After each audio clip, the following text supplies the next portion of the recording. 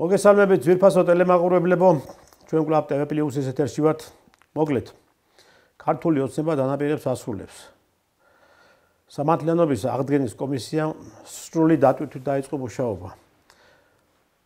ფაქტიურად ყველა ის ადამიანი, რომელი ადამიანს ღებულობს მონაწილეობას ამ კომისიაში, მემხედველობაში მყავს დაზარალებულები, თითქმის მთელი ის მაშინდელი სააკაშვილის რეჟიმის დროინდელი ჩადენილი სისასტიკეები საქართველოს მოსახლეობას თვალწინ დაულაგა. აბსოლუტურად ყველა დაზარალებული, რომელიც გამოდის დღეს და რომელიც დღეს ჩვენებას ადლევს სამართლიანობის აღდგენის კომისიას, ყველა ეშვერს ხელს უმაღლესი პოლიტიკური თანამდებობის პირებისაკენ და კონკრეტულ გვარებს ასახელებენ. თქვენ წარმოიდგინეთ, როგორი ესე იგი სწრაფი ტემპით ჰქონდა სააკაშვილის ჩართული ის რეპრესირებული მანქანა, რომელიც რეპრესირებული მანქანის საფუძველზეც საქართველოს მოსახლეობა თითქმის წელში გადატეხა მიხეილ სააკაშვილმა. და შესაბამისად გააუბედურა და გააჩანაგა მთელი ქვეყნის ძირითადი მოსახლეობის ნაწილი. ამდენი გამწარებული, ამდენი გაუბედურებული ადამიანები, რომლებიც დღეს იძლევიან ჩვენებებს და რომლებიც დღეს პირდაპირ მტკიცებულებებს დებენ იმასთან დაკავშირებით, თუ როგორ ხდებოდა სააკაშვილის ბრძანების საფუძველზე ამ ადამიანების შევიწროება, დევნა და ციხეებში ამოკეტვა. ასევე ძირითადი ნაწილი და მათ შორის უმრავლესობა ხელსადებს TBC ბანკის ხელმძღვანელობას ხაზარაძეს თუ როგორ ხელოვნურად აკოტრებდა TBC ბანკი იმ თავის მეანაბრეებს და შემდგომ ხდებოდა მათთან მიმართებაში ქონებების ჩამორთმევა. ერთი სიტყვით სააკაშვილის რეჟიმის მიერ დაზარალებული და გაუბედურებული ადამიანები დღეს მათ იმედი გაუჩნდათ. იმედი გაუჩნდათ იმ მიმართულებით, რომ ისინი სამართალს იპოვიან. ასევე მე მინდა კიდევ შევეხო მეორე მნიშვნელოვან და მტკივნეულ ნაწილს, რომელიც ესე იგი პრიორიტეტია კომისიისთვის. ეს არის 2008 წლის აგვისტოს ომი და ამ ომში ჩადენილი დანაშაულებები, პოლიტიკური დანაშაულებები, სამხედროები აქ საერთოდ არ იგულისხმება, პოლიტიკური დანაშაულებები. მაგრამ სამწუხაროდ დაიკითხა ორი პირი, სამხედრო პირი, ორი გენერალი და მე გაოცებული ვარ. კიდევ კარგად ყოფილა ჩვენი საქმე, თუ ასეთი გენერალიტეტი ხელმძღვანელობდა არათუ მარტო საომარ მოქმედებების დროს მიმდინარე მოვლენებს, არამედ თავდაცვის სამინისტროს მთელ აი ამ შემადგენლობას, ხო? გენერალური შტაბის უფროსი ბატონი გოგავა გამოდის და პირდაპირ ამბობს, რომ მე რა ვიცოდი ახლა, მე ცხინვალში ვიყავი, კოდორის ხევაში რა ხდებოდა. გენერალური შტაბის უფროსი. გენერალური შტაბის უფროსი. ჯერ როგორ შეიძლება გოგავა ყოფილიყო? მე ხა შეურაცხყოფას არ ვაყენებ პოლიციელებს და სხვა სტრუქტურებს, მაგრამ ის იყო პოლიციელი და არის პოლიციელი და ის უნდა ყოფილიყო პოლიციაში და არა თავდაცვის სამინისტროში. მას არანაირი განათლება არ აქვს, სამხედრო განათლება. არანაირი სამხედრო განათლება ამ ადამიანს არ აქვს. და რატომღაც აღმოჩნდა ის საქართველოს თავდაცვის ძალების გენერალური შტაბის უფროსი, გაერთიანებული გენერალური შტაბის უფროსად. ამავდროულად ის ამბობს, რომ დიახო, ჩემი მოვალეობა იყო და ჩემი ის იყო ფუნქციონალური მოვალეობა იყო, რომ მე მომახდინა მოსახლეობის ევაკუაცია, მაგრამ ვერ შევძელიო. ბიჭო, რა ვერ შეძელი? საომარი მოქმედებების დროს გენერალური შტაბს გემორჩილება სუღელი აბსოლუტურად. როგორც ძალოვანი სტრუქტურები, ასევე მთელი ეს სამოქალაქო პოლიტიკური და ხელმძღვანელი პირები, გუბერნატორები, გამგებლები და რა ვიცი, ყველა ის ადამიანები, რომლებიც უფლებამოსილები არიან და ვალდებულები არიან, რომ მიხედონ მაგ მიმართულებას. ერთი ბრძანება გაგეცა გუბერნატორისთვის, დაგევალებია პირდაპირ გუბერნატორისთვის, რომ შენ ამ მიმართულებით გაეცი ბრძანება, დაავალე გამგებლებს, რომ დაიწყოს მოსახლეობის ევაკუაცია.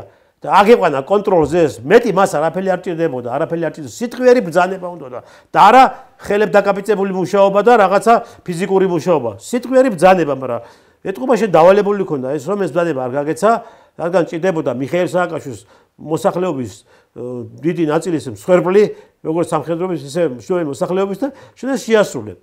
ჩვენ ამ თემებზე ვისაუბრებთ დღეს, სწორედ ამ თემებს ჩვენ გავშლით და ფაქტიურად შევეხებით ყველა იმ მტკივნეულ ნაწილს, რომელიც დღეს ხდება ამ კომისიაზე და როგორც ცდილობდნენ ეს ადამიანები რომ გამოძვენ ამ სიტუაციიდან და ეხლა კი ბატონო კომისიამ თქვა რომ ჩვენ სამხედროებს არ ვეხებითო ხო და არ შევეხებითო მაგრამ ეს კი მას კი არ ნიშნავს რომ თქვენ სამხედრო გოგავა თქვენ თავზე აიღოთ ყველაფერი და პოლიტიკური ხელმძღვანელობას საერთოდ გვერდზე გასიოთ სიმართლეს არ ამბობთ ხო ხედავთ ჩვენ ხომ უყურებთ ამას და ხომ კარგად ვშიფრავთ სამხედროები რომ სიმართლეს არ ამბობთ თქვენ სიმართლე რატომ გეშინიათ ვისი გეშინიათ მაგრამ გაქვთ რაღაცა იქ ერთი ადგილი ცოტა ისა რა ქვია მოსწრელი და ამიტომ ახართ მაგ დღეში თქვათ კომისიაზე განაცხადეთ რომ ჩვენ გამოვედით ნაციონალურ მოძრაობიდან და აღარა ვართ ნაციონალურ მოძრაობაში და იქიდან გაიქეცეთ და ამ სულელთან გაიგე ქუჩა მოწანწალე შაპიტო მესვისტოკე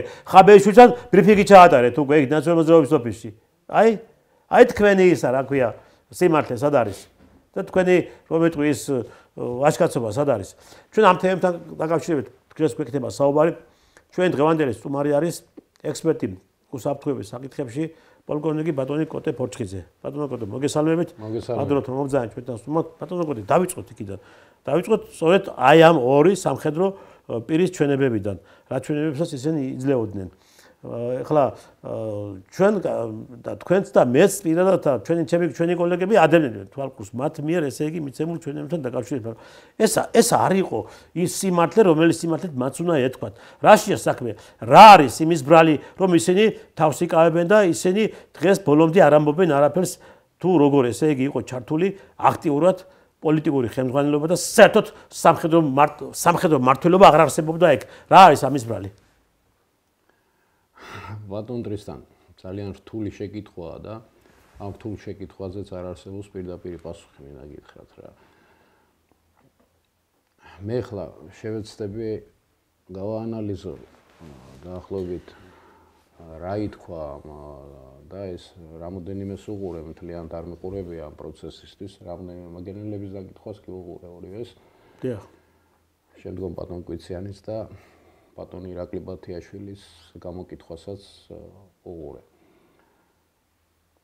საკმაოდ მძიმე შთაბეჭდილება დამჭა მინდა გითხრათ და მე ახლა შევეცდები ეს გავაკეთო როგორც ანალიზი შემოგთავაზოთ როგორც სამხედრო კონდაზვერის სპეციალისტმა მინდა გითხრათ პირველ რიგში, იმიტომ რომ სამხედროებს ეხება თემა და ეხება თემა უსაფრთხოების საკითხებს, იმიტომ რომ უპირველესი აქ არის ის მძიმე შედეგები, რა მძიმე შედეგებიც დარჩა ამ 2008 წლის ომიდან. ანუ ძირითადი აი ამ კომისიის მთავარი მიმართულება, როგორც მე ხვდები, არის უკვე ჩანს და იკვეთება, არის 2008 წლის მოვლენები, ხო? და სწორიც არის ეს მინდა ვთქვა. იმიტომ რომ ეს იყო ყველაზე დიდი დანაშაული, რომელიც კი ჩაიდინა ამ დანაშაულებრივმა სინდიკატმა, რასაც ქვია ნაციონალური მოძრაობა.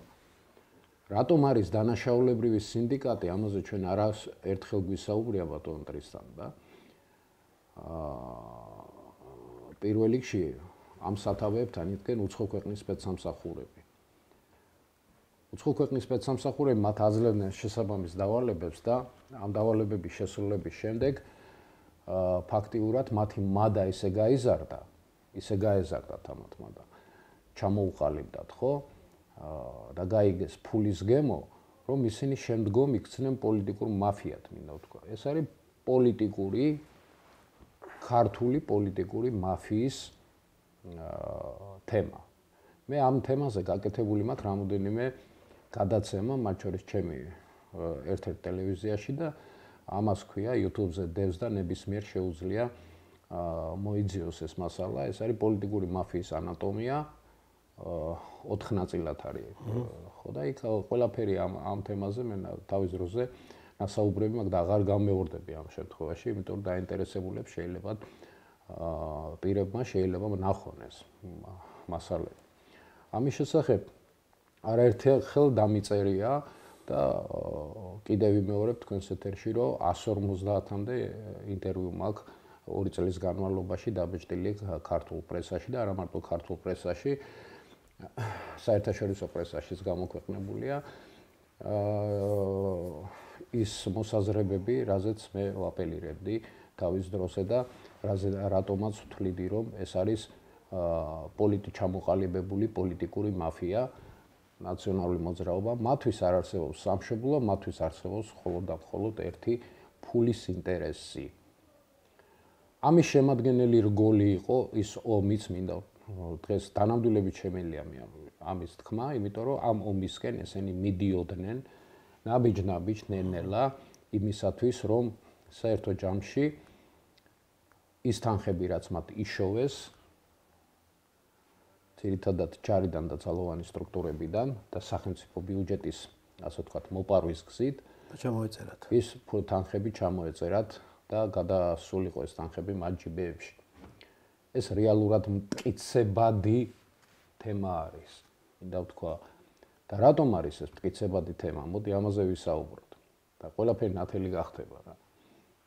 მტკიცებადი თემა იმიტომ არის, რომ 2004 წლიდან მოყოლებული ის გენერლები, ვისი დაკითხვაც მოხერხდა ეხლა, ვისი დაკითხვაც შემდგომში შეიძლება მოხდეს, ხო? არა მარტო გენერლები, არამედ პოლიტიკური თანამდებობის პირებიც, სხვა მათ შორის შინაგან საქმეთა სამინისტროს თანამშრომლებიც, მათ შორის შეიძლება სპეცსამსახურის თანამშრომლებიც აღმოჩნდნენ, ხო? ეს პირები საბოლოო ჯამში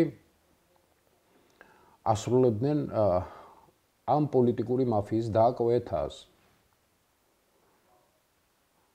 დაკვეთასთან. ვინ იდგა ამის სათავეებში? იდგა, რა თქმა უნდა, ეს ავადსახსენებელი პრეზიდენტად წოდებული მიხეილ სააკაშვილი, მისი ბიძა თემურ ალასანია.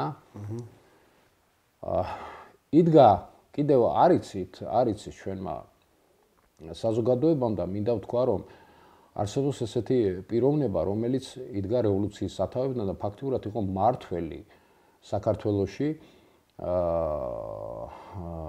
აი ამ რევოლუციის, ვარდების რევოლუციის და შემდგომ პერიოდშიც, ხო?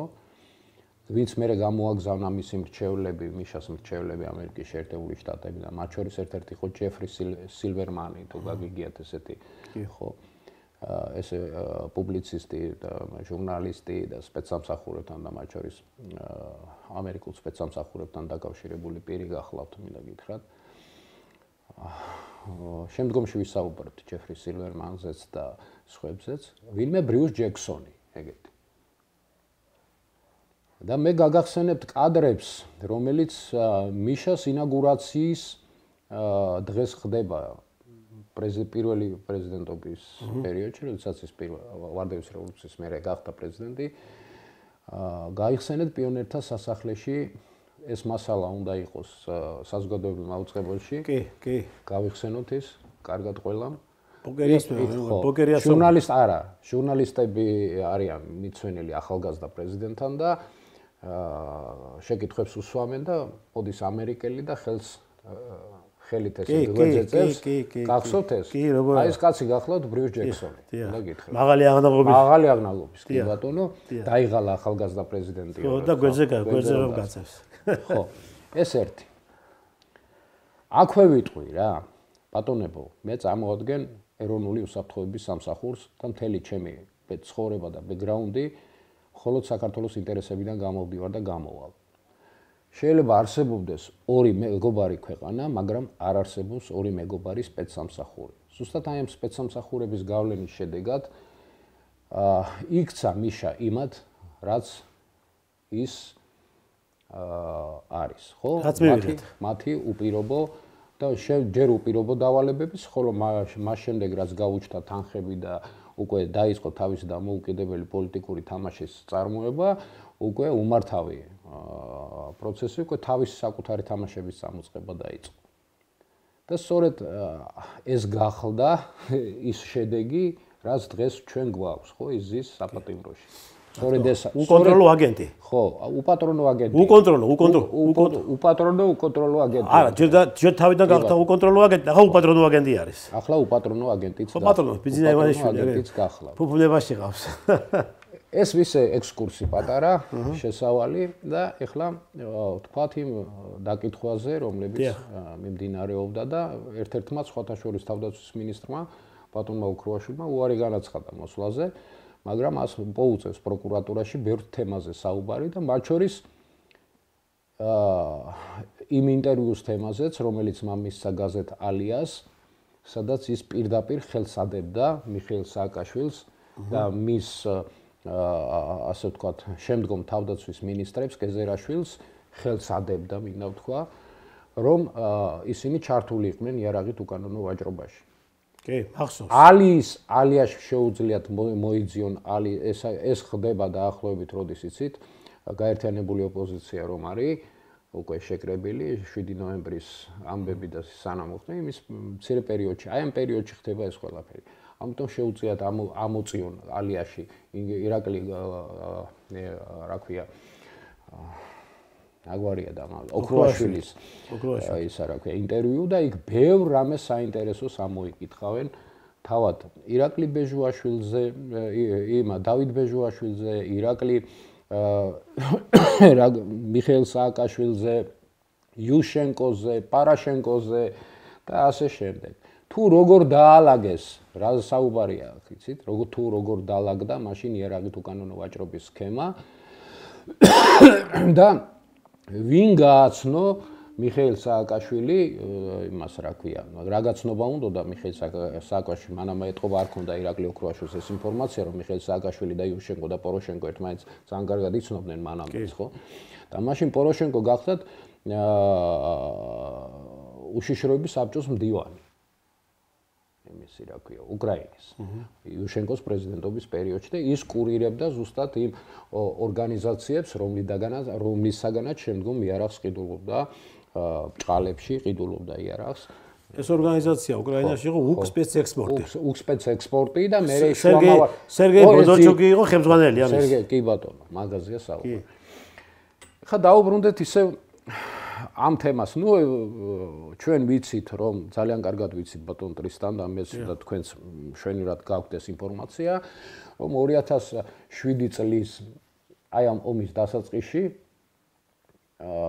ეს სანამ ომი დაიწყებოდა, საქართველოს ბიუჯეტის გაორმაგება მოხდა 500 რაღაცა მილიონი ბოდიში 522 ისა რა ქვია მილიონი იყო და დაემატა მას კიდევ 400 მილიონი მილიარდი გახდა ხო თითქმის მილიარდი გახდა თითქმის მილიარდი გახდა კი ბატონო და ეს ყველაფერი უნდა წასულიყო საჰაერო თავდაცვის სისტემების შეძენაზე იმ დროს იყო მაპატია გივით არგამაძე თავდაცვის კომიტეტის თავმჯდომარე რომელმაც წერილობით მიმართა პარლამენტს კი ბატონო ბიუჯეტის გაორმაგებასთან დაკავშირებით კი ბატონო გეთანხმებით აბსოლუტურად სწორია აი ესეთი ის უძღვნა, მაგრამ ამ თემას ეხლა დღეს ჩვენდელი შეხვედრის თემა და საუბრის თემა არ არის და ამიტომ კომისიის საკითხზე გადავიდეთ ჯობია. ეს უბრალოდ რო იცოდეს ჩვენმა მაყურებელმა თუ რა მაქვს ხედველობაში ამათი პოლიტიკური მაფიის იმაში რა ქვია, შინაარსებს თუ არა და წინა გადაცემებს ნახავდნენ და იქ არაერთხელ გვისაუბრია ჩვენ ამის შესახებ. კი ბატონო. ხო. გენერალური შტაბის უფროსის დაკითხვა ძალიან საინტერესოა გამოკითხვა უფრო სწორედ ეს დაკითხვა არ გახლავთ უფრო გამოკითხვა არის დაკითხვაზე მას მოუწევს სიარული პროკურატურაში აუცილებლად და განმარტებების მიცემა შეკითხვა ვინ გასცა ბრძანება ხო სამხედრო მოქმედებების წარმოებისა დაუკვირდით სამხედრო მოქმედებების წარმოებისა შეკითხვაზე გენერალი პასუხობს რომ ეს მან მიიღო ბრძანება უშუალოდ უმაღლესი მთავარსარდლისაგან. და მას წერილობით უნდა მიიღო ეს ყველაფერი. ხო. მართალი ხართ ბატონ ტრისტან. იმიტომ რომ ჩვეულებრივ ესეთ შემთხვევაში სიტყვიერი ბრძანები არ არსებობს რა. საქართველოს კონსტიტუცია, დიახ. საქართველოს კონსტიტუციის მეასე მუხლი და საქართველოს კონსტიტუციის 73 მუხლის ზედათე პუნქტები ითვალისწინებს ასეთი, ასე ვთქვათ, ექსტრემალური პირობებში უმაღლესი მთავარსარდლის და არა მარტო უმაღლესი მთავარსარდლის, არამედ მთელი ვერტიკალის მოქმედებას კანონთან შესაბამისობაში. რას გულისხმობ? კონსტიტუციის მეასე მუხლით არის მოთხოვნა არის ესეთი, რომ დისლოკაციის ადგილებიდან ჯარის გამოყვანა ხდება უმაღლესი მთავარსარდლის ბრძანებიდან პარლამენტის ხდომაზე მისი დამტკიცების შემდგომ.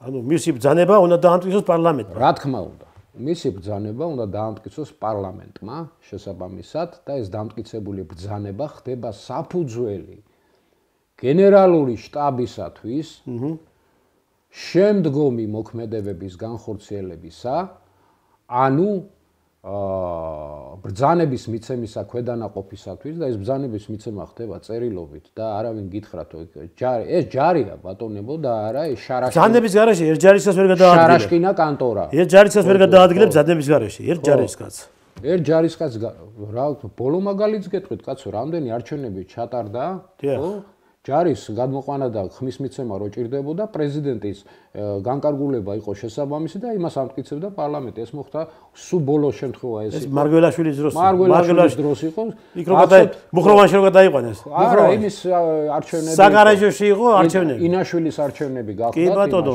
საგარეჯოში პატრიოტ ალიანსის პატრიოტ ალიანსის ნათელი მაგალითი ეს როგორ ხდება ეხლა მთავარი შეკითხვა მოდი თქვათ ესე იყო იმ მომენტში ჩატარებული ისა რა ქვია კანონის ფარგლებში მოქმედებდნენ უმაღლესი მთავარი სარდალი ამ შემთხვევაში და გენერალური შტაბი სად არის ეს ბრძანებები ხო ამიტომ უნდა არსებობდეს პირველ რიგში და ალბათ კომისია ალბათ მოიკითხავს ამ იმას რა ქვია ბრძანებას პრეზიდენტის და პრეზიდენტის კანცელარიაში უნდა იყოს წერილობითი ბრძანება აუცილებლად და თუ ესეთი წერილობითი ბრძანება არ არსებობს და მიხეილ სააკაშვილს გაცემული აქვს ასეთი ბრძანება სიტყვიერად, მაშინ ის არის სისხლის სამართლის დამნაშავე და ამას მეტი კვალიფიკაცია არ ჭირდება და სამსახურებრივი უფლებამოსილების ბოროტად გამოყენება ქვია ამას.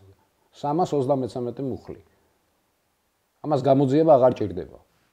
ერთი. ანუ ესე იგი თუ ეს ბრძანება არსებობს წერილობი და გამოცა მიხეილ სააკაშვილმა, მაშინ უნდა არსებობდეს პარლამენტის მიერ კენჭისყრა შესაბამისად და დასტური და პარლამენტი არ ჩატარებულა ხო? პარლამენტის ხდომა არ შემდგარა და რა კანონიერებაზე ვსაუბრობ საერთოდ? არ შემდგარა პარლამენტის მართალი ბრძანება. საერთოდ. არ პარლამენტის ეს მეორე. ბაქრაძე იყო თავმჯდომარე პარლამენტის. ამიტომ ყველა გაცემული განკარგულება, რომელიც კი გაცემული იქნა გენერალური შტაბის ხელმძღვანელობისაგან, ეს შეეხება საბრძოლო დავალებას ან ჩვეულებრივ სხვა ბრძანებებს, ყოველდღიურ ბრძანებებს დაკავშირებულს ამ კონკრეტულ შემთხვევასთან 2008 წლის 7-8 აგვისტოსთან ეს არის კანონგარეშე. გასაგები ბატონო კოტე, ნახეთ ახლა ბაქრაძე იყო პარლამენტის თავმჯდომარე. მე კარგად მახსოვს. კი ბატონო. გამოვიდა და ტელეეთერების საშუალებით მოუწოდებდა მოსახლეობას, რომ გამოდით, დიდი პატარა ყველანი გამოდითო და დანებიო, ფიცლებიო, ნამგლებიო, რა ვიცი, იყო დაიკავეთ, დაიჭირეთ ხეში და ისე დაუდგეთო მტერს წინო, გაიგე? ხო. ანუ პარლამენტის თავმჯდომარე გამოდის და ამას მოუწოდებს მოსახლეობას, ხო? პარლამენტის თომა არ ჩატარებულა. არავითარი დოკუმენტები არ მიუღიათ ამასთან დაკავშირებით. მობილიზაცია რის საფუძველზე ჩაატარეს? და სად იყო მობილიზაცია? არა, ხო ის ხო შეკრიბეს რა ქვია. რეზერვისტები? ეს მანამდე იყო შეკრებილი. არა, რის საფუძველზე? ესე იგი მანამდე ომისთვის ემზადებოდნენ. ემზადებოდნენ, კი ბატონო. კაი, ამ ასპექტსაც დავანებოთ თავი. ჩვენ დავსვით ეს და ეს ლეგიტიმური შეკითხვებია ეხლა, რასაც ჩვენ ვსვავთ. კი. ეს არის აბსოლუტურად ამაზე პასუხი უნდა გაეცეს. რა თქმა უნდა, დოკუმენტები ამაზე პასუხი უნდა გაცეს ჯერ კომისიამ და შემდეგ პროკურატურამ. დიახ. კომისიამ უნდა ამაზე ღიად ისაუბროს. აი, ნახეთ ახლა. იმიტომ რომ ჩვენ არ აგვერიოს ერთი რამე ბატონისთან. არ აგვერიოს ომი ვინ დაიწყო ასეთი ფორმულირება არის აი როგორ გითხრათ ომის დაწყება არ დაწყებაზე აქ საუბარი არ არის საომარი მდგომარეობა არ გამოგიცხადებია და რა ომის დაწყებაზე მელაპარაკებიან საერთოდ ხო ოფიციალურად არ იყო გამოცხადებული საომარი არა კაცო ოფიციალურად უნდა გამოცხადებულიყო და რამდენადაც მე მაქვს ინფორმაცია ამერიკის ელჩი პირდაპირ ეუნებოდა იმას რა ქვია მიშას გამოაცხადეს საომარი მდგომარეობა ამის შესახებ დოკუმენტიც უნდა ყოფილიყო იმიტომ რომ ომი რო ყოფილიყო ეს იურიდიულად ომი რო გამოეცხადებინათ ისა და წართმეული ყოფილიყო ამ იურიდიული საფუძველი ექნებოდა შენი ტერიტორიები წაგართვა აგრესორმა კი ბატონო ამიტომ ეს იურიდიული საფუძველი მოშალა ამან არ დაიტოვა ეს იურიდიული საფუძველი იმისათვის რომ შემდგომში რაიმე იურიდიული დავა ყოფილიყო კიდევ ამ ტერიტორიებთან დაკავშირებით ჩვენს ასე ვთქვათ მოწინააღმდეგე მხარესთან. ანუ ყველა გზები მოგვიჭრა. ხო, ყველა გზები მოგვიჭრა.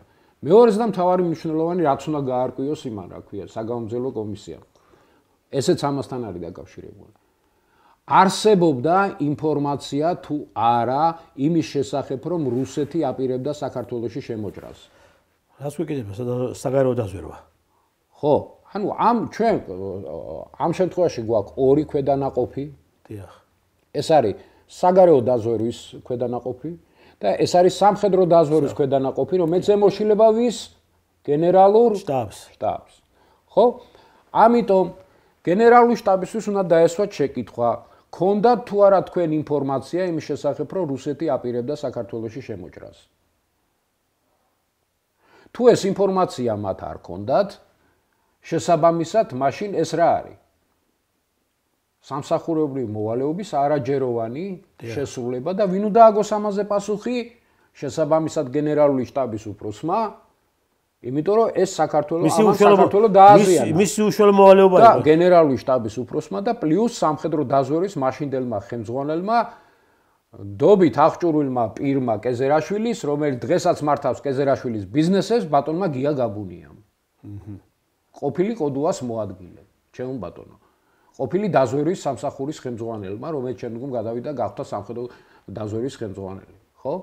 ქონდათ ეს ინფორმაცია, ეხლა მოვდგეთ, ქონდა სახელმწიფო უსაფრთხოების სამსახურს ისა რა ქვია, ინფორმაცია იმის შესახებ, რომ რუსეთი აპირებდა შემოსვლას საქართველოში. ჩვენ კი ვიცით, რომ ეს ოფიციალურად რუსეთი რო აპირებდა ამას, ჩანდა ის, რომ 58 არმია იდგა. აგერ როკის გვერდთან იყო. თვენახევარი გიტარებდა იმას და პოტენციური მოწინააღმდეგეთ საქართველოს ყავდა ის რა ქვია.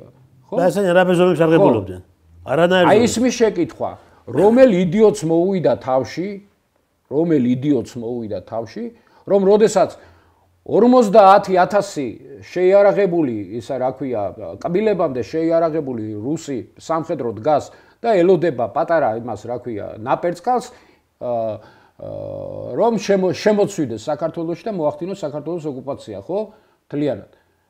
რომელ იდიოტს მოუვიდა თავში იმისათვის, რომ გაეცა განკარგულება ჩაეხშოთ ცეცხლის წერტილები იმაში რა ქვია, საცეცხლე წერტილები.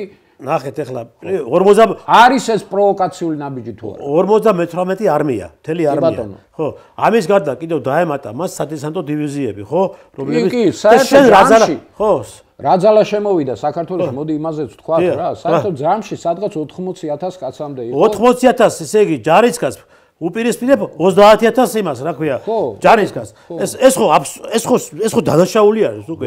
მით უმეტეს შენ ახლა როგორც გენერალური შტაბის უფროს, შენ ინფორმაცია უნდა გქონდეს მოწინააღმდეგე მხარის შესაძლებლობების შესახებ.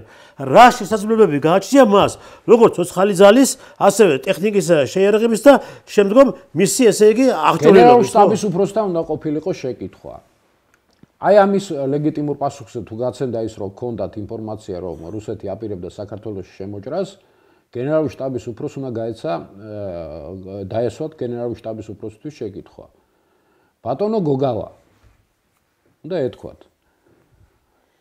თქვენ, როდესაც რუსეთი ატარებდა აი ამ იმას, რა ქვია, წვრთნებს, რა ზომებს ატარებდით? ჩაატარეთ წვრთნები თავდაცვითი იმისი რა ქვია ზღუდეების გასამაგრებლად ან რაღაც ამდაგვარი მოაწყვეთ თხრილები თუ ერთი ტრანში არ ყოფილა გათხრილი არაფერი და არავითარ თავდაცვით მზადებაზე აქ საუბარი არ ყოფილა მე გააკეთა სააკაშვილი მაგალითად ესე გვირაბები ხო და 300 მილიონი შეჭამა იმაში ხო და კიდე მოსაკითხავით ცალკე თემაა ნახე რა ხდება ბატონო კოტი ახლა ნახე რა ხდება როდესაც შენ გენერალური შტაბის უფროსი ხედავ რომ ხვირწინ აგერ უკვე თქვენთვის არ იყოს თვეების მანძილზე ატარებს 58 არმია საბრძოლო სწავლებებს ხო და ამავდროულად შენ უკვე გაქვს რაღაც გარკვეული ინფორმაციები იმის შესახებ რომ შესაძლებელი არის ხო მათი გადაჯგუფების საფუძველზე ისინი შემოვიდნენ საქართველოს ტერიტორიაზე შენ ამ მომენტში რატომ ყოველდღიურად არ ახარ კომუნიკაციებში საქართველოს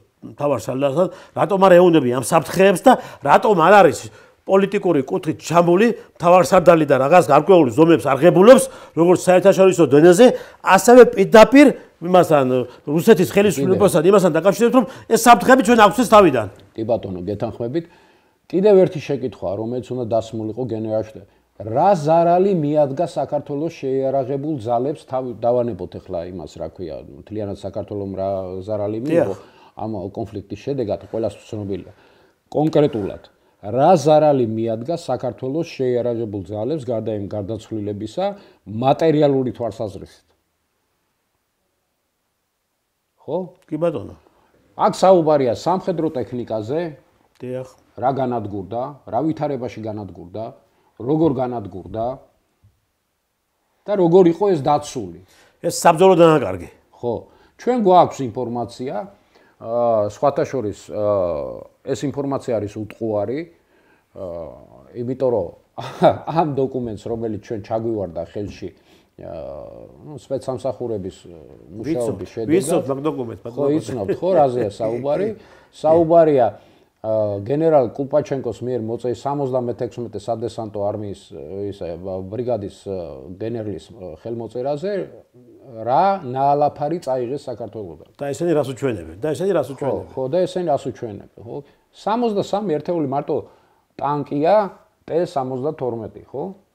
მათ შორის 39 დაქოქილი ისა რა ქვია და დაქოქეს ბოქსებში და ისა რა ქვია ბოქსებში იყო რა პირდაპირ გორის იმაში რა ქვია ბრიგადაში და ბოქსებიდან წაიყვანეს იმათ რა ქვია რუსებმა რუსეთში ვინ არის ამაზე პასუხისმგებელი პირი სენაკის ბაზიდან თუ ომმა ჩამოწერა ეს ის რა ქვია სენაკის ბაზიდან ბუკები რომ გაიყვანეს ბუკები სენაკის ბაზა რატომ იქნა სენაკის ბაზა მიტოვებული და ბუკები გაიყვანეს მიტოვებული სენაკის ბაზა რატომ იყო მიტოვებული და რატო წინააღმდეგობა არ გაუწია სენაკის ბაზაში როგორ ძაცვა არსებობა და კადრები სენაკის ბაზის ძარცვის თუ როგორ ძაცვდნენ ჩვენმა მეომარმა ბიჭებმა გადაიღეს ეს ყველაფერი არ ვიცი სად არის ახლა ეს ჩანაწერი მაგრამ ის ნათლად ჩანს როგორ შედიან და როგორ გამოყავთ ის სამხედრო ტექნიკა მათ შორის ბუკები მათ შორის ხამერები და მათ შორის ბევრი ისეთი ტექნიკა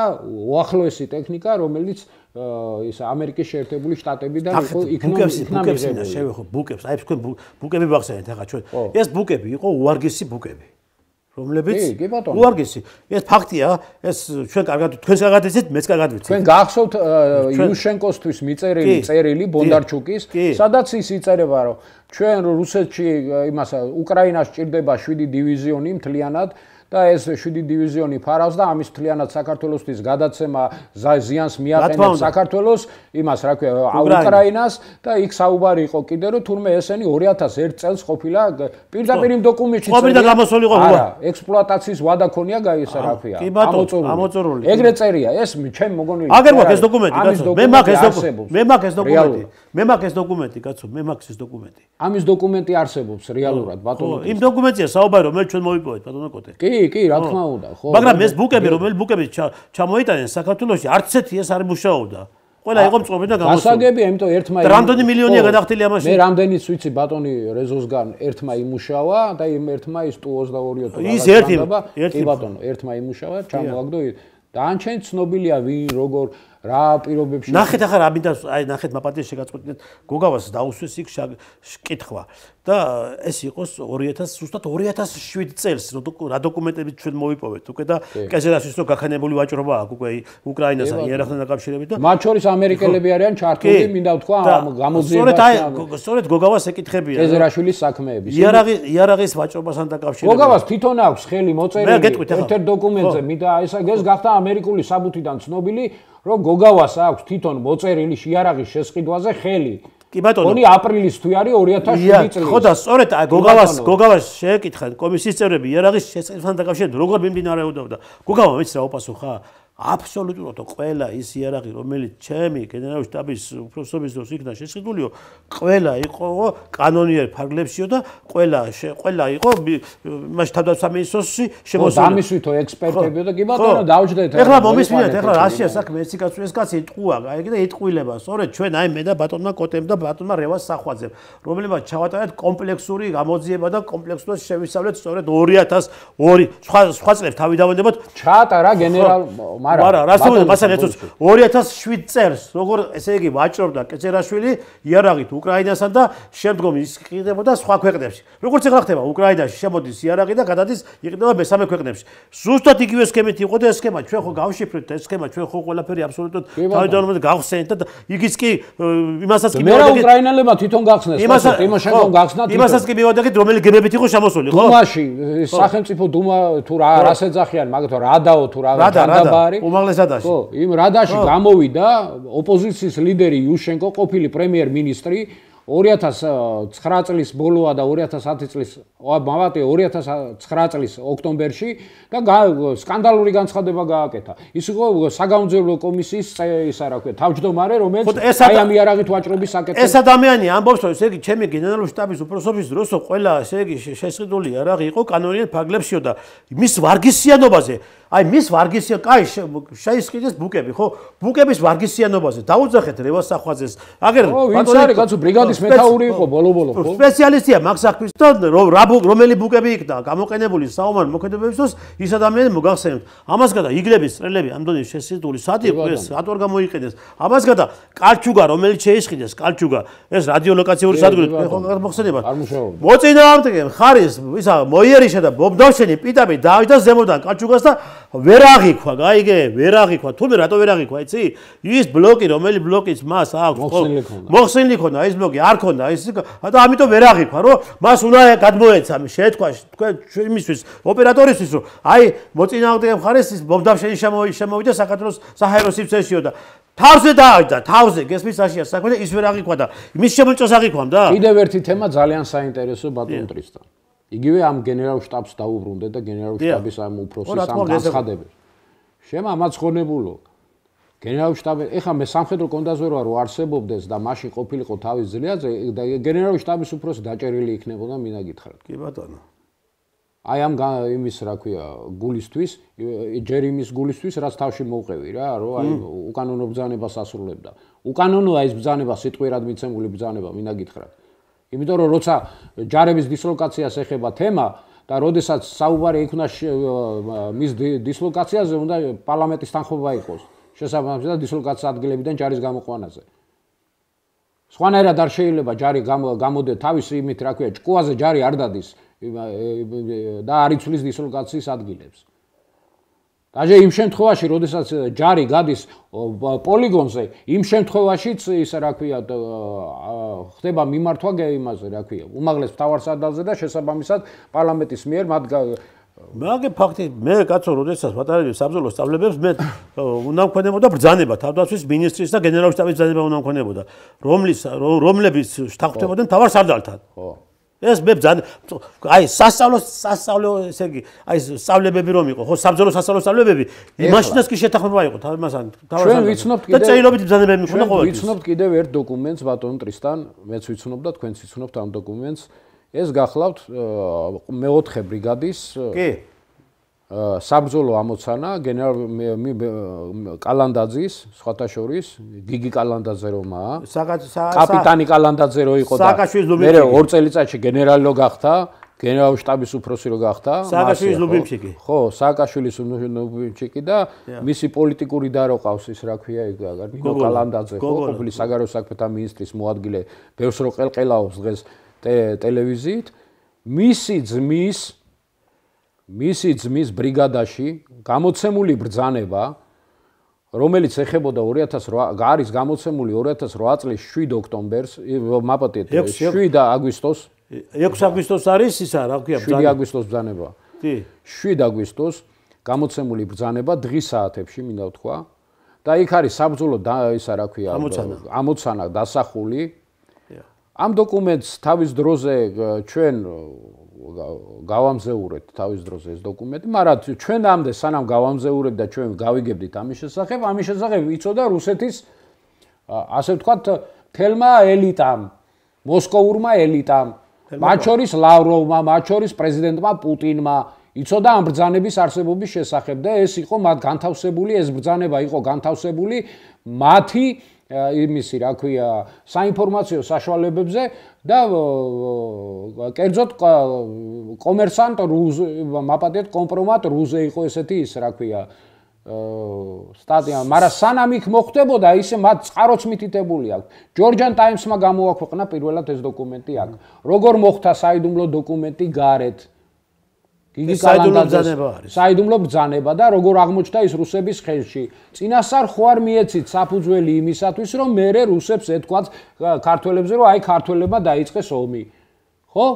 ესეც გამოსარკვევი თემა არის, ძალიან სერიოზულად გამოსარკვევი თემა. და ეს ბატონ ტრისთან, ეს ხომ გენერალური შტაბის უფროსის ბრძანების შესაბამისად უნდა ყოფილიყო ეს გამოცემა. ესე იგი არსებობს გენერალური შტაბის უფროსის ბრძანებაც აღნიშნულ თემასთან დაკავშირებით, ხო? კომისიამ უნდა გამოითხოვოს გენერალური შტაბის უფროსის დან მაშინდელი დღევანდელი გენერალური შტაბიდან აბსოლუტურად ყველა ბრძანება, რომელიც გაცემული იყო 2008 წლის 1 აგვისტოდან მოყოლებული კონფლიქტის დასრულებამდე პირობითად, ხო, ცეცხლის შეწყვეტამდე. აი ამ პერიოდში მთელი დოკუმენტაცია უნდა იყოს ამოღებული და შეფასებული. მხოლოდ ამის შემდეგ არის შესაძლებელი დავადგინოთ ჩვენ თუ ვინ გასცა არაკანონიერი ბრძანება, რატომ გასცა ეს კანონიერი ბრძანება და ვის ინტერესებში იყო ეს ბრძანების გაცემა. ახლა როგორც ვიყვეთ აი ამ ბრძანების საფუძველზე, ესე იგი ეს ყოფილა ვის ინტერესებში თავის დროზე? ხო? მიხეილ სააკაშვილის. მიხეილ სააკაშვილის. კი ბატონო. რომელმაც მშვენივრად იმუშავა იმისათვის, რომ საქართველოს დაეკარგა ეს ტერიტორიები, ხო? და ყველა ის ბერკეტი, რომელიც ბერკეტის საფუძველზე ჩვენ რაღაც გარკვეული საშუალებები გქონდა, რომ დაგვეწყო რაღაც გარკვეული საუბრები, შეხვედრები. უმაღლესმა მთავარსარდალმა და გენერალური შტაბის უფროსმა, რომ კონფლიქტის ზონაში განთავსებული სამშვიდობოების მანდატის ქვეშ უცხო ჯარების შემდგომი გადაადგილება გამოიწვევდა სასწრაფო რეაქციას რუსეთის მხრიდან. ეს ხო დაგამისის ხელშეკრულებით გათვალისწინებული ის არის, რა ქვია, ფაქტორია, იქ არის უსაფრთხოების ზონა, ბატონებო. ვალდებულება. უსაფრთხოების რამდენი კილომეტრიანი ზონაა, ზუსტად არ მახსოვს ახლა, როგორც ერთ მე ეს მახსოვს, აფხაზეთში იყო 24 კილომეტრიანი ზონა, 12 კილომეტრი იქით, 12 აქეთ, იქ ჯარის კი არა, უბრალოდ სამხედრო ფორმით რო გადაადგილდებოდა ხოლმე, ერთი ამბავს ტეხავდა იმას, ევთოს მისია და უიომინგის მისია. იგივე ამ შემთხვევაში იგივე ამ შემთხვევაში ხო რომ მივიდოდა და ჯარი რომ მიადგებოდა იმას რა ქვია და იქ რა ამბავი ატყდებოდა რომ ამას რუსებს რეაქცია რო ექნებოდა თამაზე და რო შემოიჭრებოდა და რო შემოვარდებოდა საქართველოში ეს არ იცოდნენ ძალიან კარგად იცოდნენ ყველაფერი ძალიან ის დოკუმენტი არა დო სააკაშვილის ის დაგომისის ხელშეკრულება სადაც ითვალისწინებს პირდაპირ აი დამატებითი ძალების შემოყვანას ხო ითვალისწინებს ანუ რა ნაბიჯი იყო ეს იყო პროვოკაციული ნაბიჯი წინასწარ გამიზნული, მიზანმიმართულად გამიზნული პროვოკაციული ნაბიჯი. და ამის რა ინტერესებს ემსახურებოდა, ხო? ცოტა ხანში ეს ნათელი გახდება, ჯერ კიდევ ნათელი არა, აი ნათელი გახდება მაშინ, როდესაც სააკაშვილი წარსდგება მართლმსაჯულების წინაშე. და მისი პოლიტიკური ელიტა წარსდგება. იმიტომ რომ აქ სამხედროებს მოდი რა, სამხედროებს აქ გოგავაზე მაქვს მე საუბართ, დანარჩენ სამხედროებმა თავიანთი ვალი პირნათად მოიხადეს. იმ გიგი კალანდაძემაც მინდა ვთქვა რა. ვიზემაც, იმანაც და მისმა ბიჭემაც იომეს იქ და თავისი წილი ის შეიტანეს. მოდი ამაზე არ ვიმსჯელოთ. ამაზე ნუ გავამახვილებთ ყურადღებას. მეომარია და მან მიიღო ბრძანება, მიიღო გენერალური შტაბის უფროსისგან ეს ბრძანება და შეასრულა ეს ბრძანება. მათ უმაღლეს მთავარსარდლისაგან ბრძანება არ მიუღიათ. მიიღეს გენერალური შტაბის უფროსისგან ბრძანება. გეთანხმებით. ესეა ხო? ამიტომ დამნაშავეებს არ ვეძებთ ჩვენ. არ ვეძებთ დამნაშავეებს ჩვენ, არ ვეძებთ და არც უნდა ვეძებოთ. და არც არის საჭირო რომ ვეძებოთ, რატო ის ბრძანებას ასრულებს სამხედროები ქვევით ვინც არიან. აი ვინც ეს ბრძანება გასცა წერილობით და რა უწერია შიგ საფუძველი რა სიტყვიერად მითხრაო მიხეილ სააკაშვილმა ისო რა ქვია შენ ახლა მე სიტყვიერად გეუნები და შენ ბრძანება გამოეცი და არიქა შენ თავზე აიღე ყველაფერი და დავაი მიხედე საქმესო ჯარების გადაადგილება აი ეს არის გასარკვევი ეხლა რა არის ბატონო კოტე ნახეთ გენერალური შტაბის უფროსს მათ არის ბრძანებით ნუ გენერალური შტაბის უფროსს ეკითხება ეკისრება აბსოლუტურად ყველანაირი რა თქმა უნდა ოპერატიული მართვა მაგის ყველა საომარი მოქმედებების დროს გენერალური შტაბი არის ყველაფერი და ყველა ძალოვანი მას ემორჩილება და ყველა ესე იგი პოლიტიკური ხელმძღვანელი პირი მას ემორჩილება და რაშუაში იყო ვანომერაბიშვილი რა გეგმავდა რაღაცებს ვანო ბრძანებები რაშუაში იყო და იმ ბრძანებები ხო ეგეც სამსახურეობრივი ულამაზესობების გადამეტებაა ბატონო ეს აღიარა მან და ის პირდაპირ კომუნიკაციების შორის მთავარსარდალთან კაი და ყველა დეტალს ახსენებს მთავარსარდალს ეხლა გინდა არ გინდა ისა მე ვერ უთხარიო ისო რაც თქვა მე თქვა რას ქვია ვერ უთხარე ბიჭო ცეცხლი უნდა შეგენთო აი ეგ ცეცხლი რომ შენ გენერალური შტაბის უფროსი ხარ და რა არის. ერთ გასაგებია ხა ჩემთვის დაბრიდავდნენ იმ წუთამდე იმას რა ქვია. იქვე ადგილზე რაღაც უკვე შედი, რაღაც შევიდა იქ უკვე ხო იმ თამაშში ხო? უკვე ისე უნდა გააკეთო რომ შენ ამ თამაშში ერთ-ერთი რაღაც გარკვეული ბოლო-ბოლო პრემიერ-მინისტრი მოკლეს და გაუჭირდებოდა გულგავასი. გარკვეული როლი უნდა გეთამაშა ხო? არაფერი როლი არ უთამაშია. გასაგებია ადამიანური. კარგი დავანებოთ თავი ხო ის რაღაც მნიშვნელოვან საკითხებს ვეწყვეტდა ხო? და იქ პოლიტიკური ისა რა ქვია ხელმძღვანელობა წყვეტდა ყველაფერს და სამხედრო საკითხები ჩამოაცილეს და ჩამოიშალა ყველაფერი ხო? ბჭო ელემენტარულად გენერალური შტაბის უფროსს ხომ უნდა გაეცა ბრძანება მოსახლეობის ევაკუაციის შესახებ. გენერალური შტაბის უფროსს ხომ უნდა დაევალებინა ეს გამგებლების და გუბერნატორების და ეს აქ ხო ამაზე ხო არ არსებობს 200 და აქ ხო ამაში ხო წინააღმდეგობა არ შეხვდებოდა მას ხო? რა თქმა უნდა. ხო, არც ესე იგი ამბობ რომ მე ისა კოდორის ხევაში არ ვიცოდი რა ხდებოდა და ცხენვალში ვიყავიო. რას ქვია არ ვიცოდი რა ხდებოდა, იქ ყავდა წარმომადგენელი და ის მუდმივ კომუნიკაციაში უნდა ყოფილიყო შენთან, გაიგე და არ საუბრობ ევაკუაციის გეგმაზე და არაფერი გეგმა არ არსებობდა. სად იყო ევაკუაციის გეგმა? რატომ არ ქონდათ ეს ევაკუაციის გეგმა? ან თუ იყო რატო არ გააკეთეთ? ან რატომ არ გააკეთეს ევაკუაცია რომ იზახი რომ კი ჩემი უშუალო მოვალეობა იყო ეს და მე უნდა გამეკეთებიო და სწორია კი ბატონო, შენ რო გენერალური შტაბის პროცესი შენი უშუალო მოვალეობა იყო. რა იყო? ომში შესვლას ნიშნავდა. ესა, ბატონო კოტე, მე მგონი ეს ხელოვნურად იყო ჩატარებული. არა, სასაული რა არის, იცი? არა, ევაკუაციას ვერ განმახორციელება იძახის ისა რა ქვია, გენშტაბის უფროსი ომში შესვლას ნიშნავდა. შენ მამაცხონებულო, ჯარი რომ მიაყენე, ბრიგადები და ისეთი ყო. ომში შესვლას არ ნიშნავდა. ბრიგადები და ბატალიონები ყავს შეყვანილი უკვე იქ, აი კონფლიქტის ზონაში. ეს ომი არ არის, კაცო? ეს ომი არ არის, მაგრამ ევაკუაცია. მაგრამ რა არის, იცი? მე მგონი ამათ ჭირდებოდათ მშვიდობიანი მოსახლეობისა და სამხედრო მოსამსახურების მსხვერპლი, დიდი მსხვერპლი იმისთვის რომ აი რუსეთმა უკვე აი ტალახი რო ესვრათ რუსეთისთვის და საერთაშორისო დონეზე რომ აეწიათ ეს სკანდალები და რუსეთი გამოიყვანათ ერთ პატარა მაგრამ აქ მეორე ვარიანტიც არის ამათმა ამ მსხვერპლი დიდი ფული იშოვეს ძალიან დიდი ფული იშოვეს უკვე წამოვიდა საერთაშორისო დახმარებები გრანტები მთელი ეს ესე იგი მილიარდები წამოვიდა რომ ამ იმას კონფლიქტის ზონის მოსახლეობას მოხმარებოდა და ჯიბეებში ჩაიძვეს და ამ გეტოებში საცხად ორ ბლოკიან აშენებული შენობებში რაღაცე 20 კვადრატში შეერეგეს ეს საცოდავი მოსახლეობა აი ეს იყო მაგათი ისა რომ მიტყვი მთელი დატვირთვა და ეს იყო მაგათი ჩანაფიქრი და ეს ჭირდებოდათ მათ ეს გააკეთეს ამგენმა და ეს რო გააკეთეს მაგენმა ეგონათ რომ მუდმივად იქნებოდნენ ხელისუფლებაში და ამას ეტაპობრივად ყველაფერს გადაფარავდნენ რა თქმა უნდა მაგრამ დღეს უკვე გამოჩნდა ეს ყველაფერი და ამიტომ არის რომ გენერალური შტაბის უფროსს ცოტა სხვანაირად უნდა მოეთხოვოს მან ეხლა გოგავა ჯინიკი არ ამჭერს კაცო მე ერთ პატარა იმას საიდუმლოებას გაგანდობ ბატონ ტრისთან სარწმუნოა რა, იმიტომ რომ ესეთმა სარწმუნო ადამიანმა მითხრა მე ეს რომ რატო არ შემოვიდნენ რუსები თბილისში. ხო, რატო შემოვიდნენ? პასუხი. რა არ ვიცი. იმიტომ რომ არ შემოვიდნენ რომ ამერიკელები შეეშინა? არა, ამერიკელები დაეკონტაქტდნენ და უთხრეს რომ რუსებს. რომ საცხოვრებელი კორპუსები არის თბილისში, და თქვენი შესვლა გამოიწვევს დიდ მსხვერპლს. დანაღმულიო? კი ბატონო. აი ესე იგი აპირებენ ესენი კორპუსების აფეთქებას. კი ბატონო.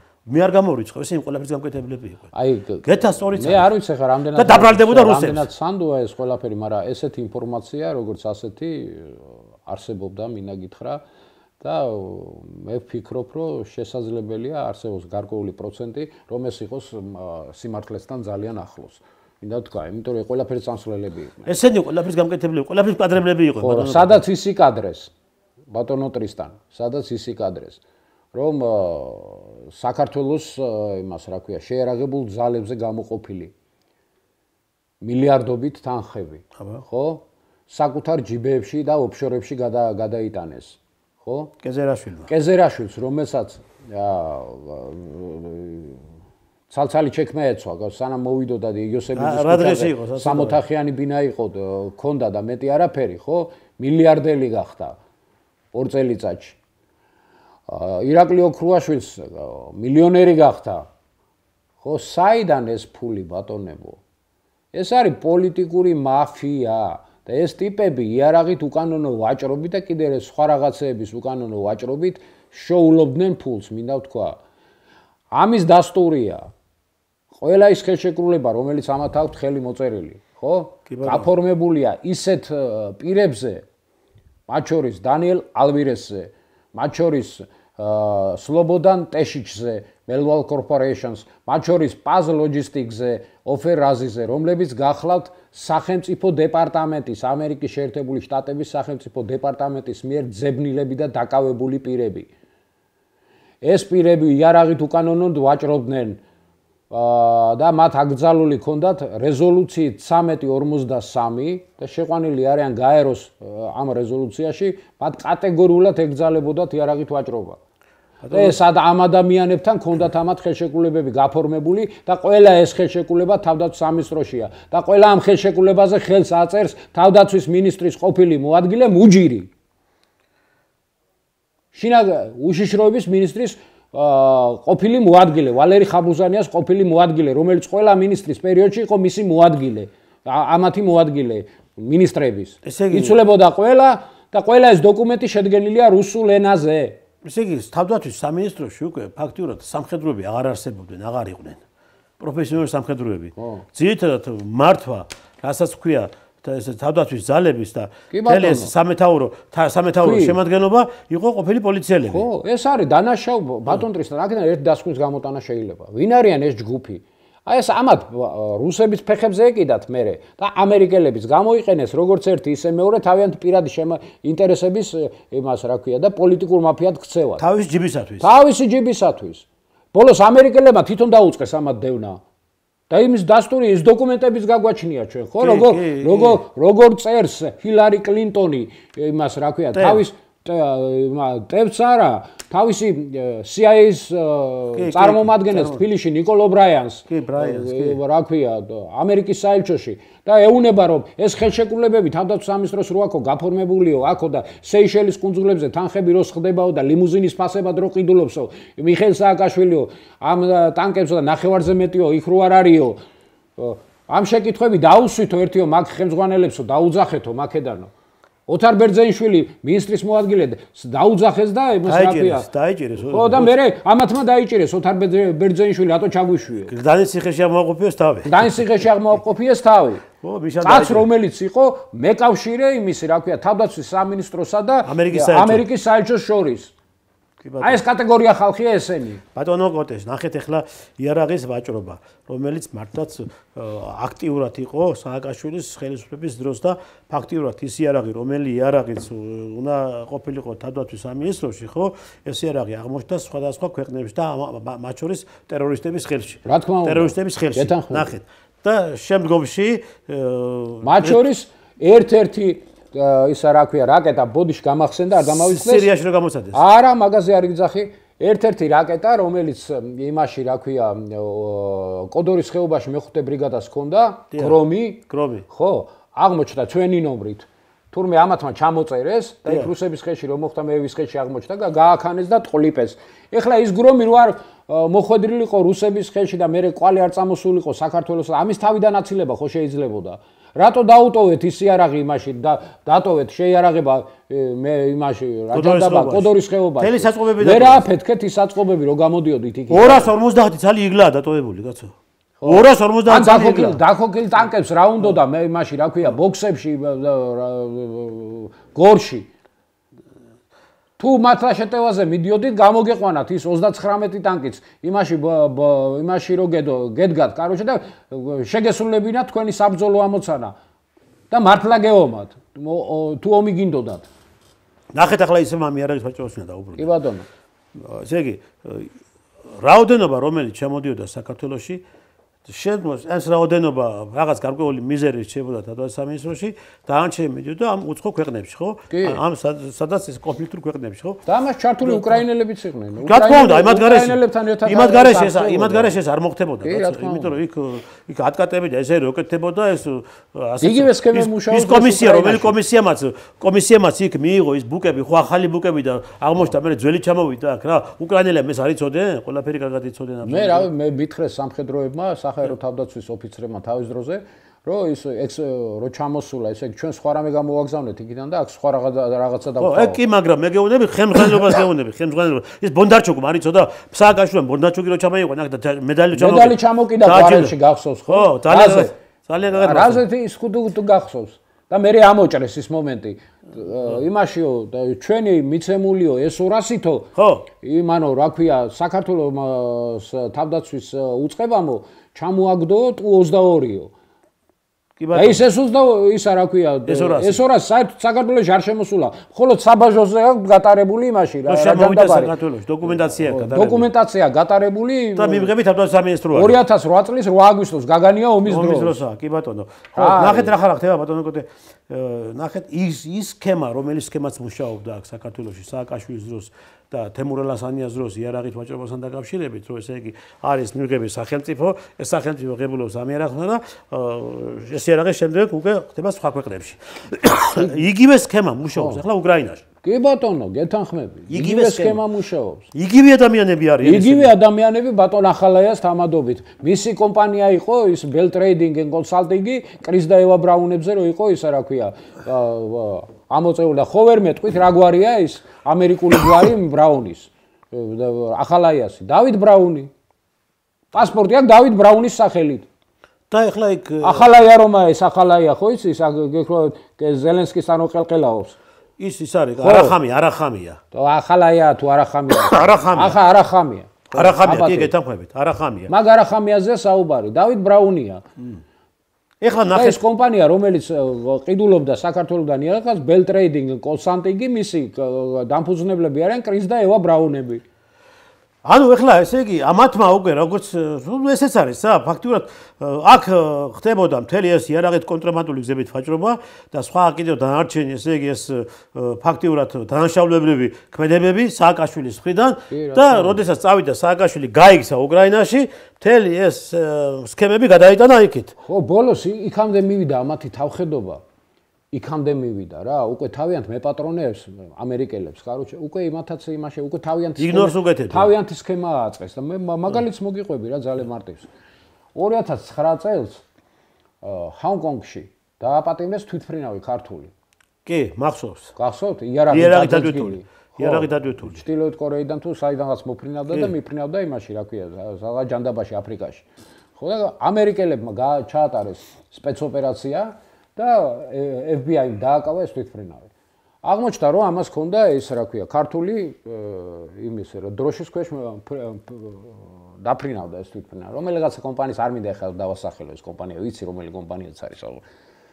გამოდის მეორე დღეს შინაგან საქმეთა მინისტრის ასე ვთქვათ, ოპერატიული თუ რასაც ანალიტიკური სამსახურის უტიაშვილი ხო ეს რო ჟურნალისტის ქმარი რუკებს რა ჩვენებს იმას ტოპოგრაფიულ რუკებს რა ჩვენებს ხო და რა სიძახის ეხა გიტყვი ეს თვითმფრინავიო ჩვენო გადავეცითო უკრაინულ კომპანიას SP Trading-სო და დავიწყდა რომ ეს SP Trading არის ბუტის ყოფილი კომპანია და ის ბუტი ხო ამერიკელებს დაკავებული ყავთ იარაღის ვაჭრობა. სიკვდილით მოვაჭრე იყო, ეხლა გაუცვალეს მერე და მიცეს იმას, ისე უკრაინის მაგრამ რუსეთში გაცვალეს რა. და რუსებს უფრო ჭირდებოდათ, მაგ ბევრი რამე გაეგო. კაროჩე და რუსებს ამერიკელებმა უკრაინელებს კი არ მიცეს, რუსებს მიცეს. ჩავდა კარგად მოუარეო, თქვენიცი თუ რა. ესე გააკეთეს. აი ამათ თავხედობა იქამდე მივიდა. ესმის?